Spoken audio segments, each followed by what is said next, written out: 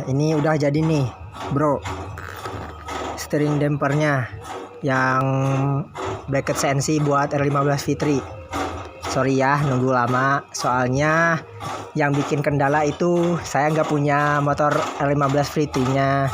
Jadi harus cari kesana kesini dulu. Dan gak semudah itu buat bikin orang percaya gitu loh. Motornya mau dibikin buat desain R15 Fitri. Alhamdulillah sekarang udah jadi dan siap produksi. Oke. Terima kasih buat bro-bro semua yang sudah menunggu sampai lama ya, karena kendala tadi itu agak sulit cari user R15 Fitri yang motornya bisa dipinjam buat desain gitu ya. Kita tes dulu ya sini. Oke, sini juga. Oke. Sip.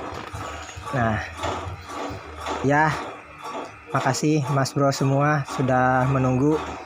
Alhamdulillah sudah selesai juga. Ini kita insya Allah siap produksi ya. Bagi yang mau pesan silahkan cek di deskripsi, ada nomor WhatsApp saya.